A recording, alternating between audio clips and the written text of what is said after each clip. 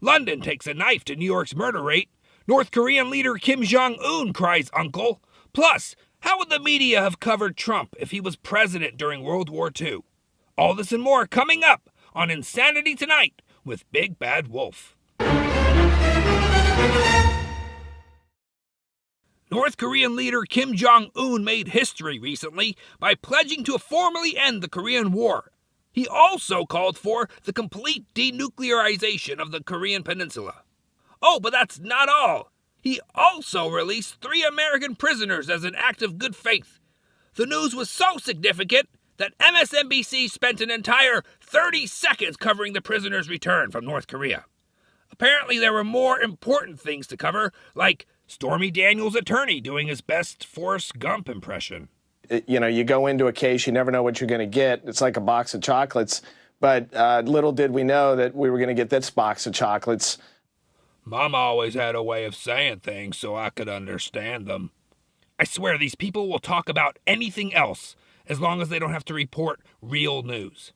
I can't even imagine how the press today would have covered Trump if he was president during World War II. Not my president, Donald Trump spent another day working on his handicap, making it his 113th day on the golf course and not at the White House. While millions of Europeans dig themselves out from the ashes of war, Trump enjoys not 1, but 2 scoops of ice cream. Doctors are warning he may be at risk of a heart attack, but as of now, we can only hope and wait. Also, World War II is over, Japan surrendered. But not all of the media shrugged off Trump's bold leadership, which helped bring the two countries together. CNN spent a considerable amount of time covering the event, even going so far as to admit that it was a big win for this administration and clearly the biggest foreign policy win of his presidency. But old habits die hard, and they quickly fell back into their usual routine by finding some way to turn a positive into a negative. There's some reporting out there that maybe Donald Trump believes that this success in the foreign policy field might be enough to distract attention away from the Robert Mueller investigation into Russia, the criminal investigation of his own personal attorney, the Stormy Daniels affair. If world peace is the result of Trump covering up his infidelity, then I'm buying the next round of porn stars.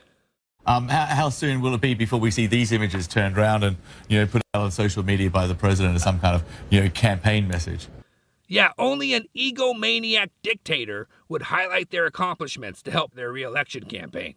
America, we cannot turn back. We must pledge once more to march into the future. Thank you. God bless you. And God bless the United States of America. What a monster. We'll be right back.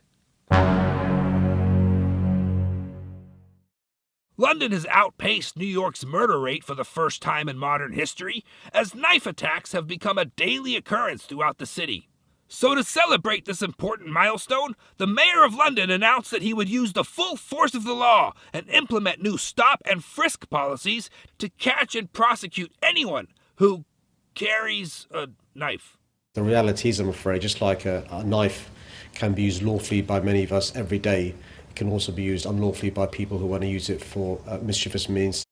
Authorities have also launched a campaign called Only Cowards Carry, which goads their citizens into surrendering their weapons into child-friendly boxes known as knife amnesty bins that have been placed around the city. Yeah, that makes sense. I mean, only cowards would try and defend themselves from machete-brandishing, moped-riding street pirates as they loot and pillage your city.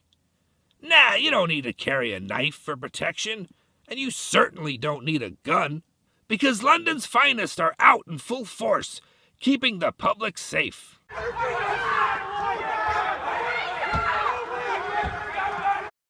Acid attacks are up too, by the way.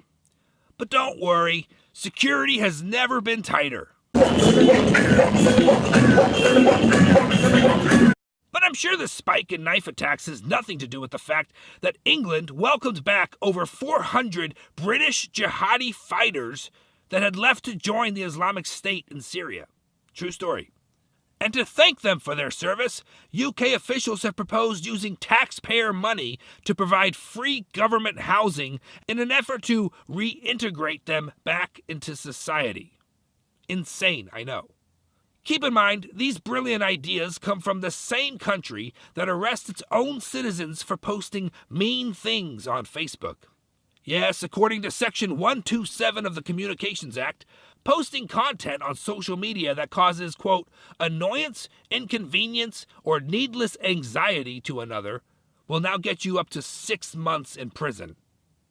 You know what causes inconvenience and needless anxiety?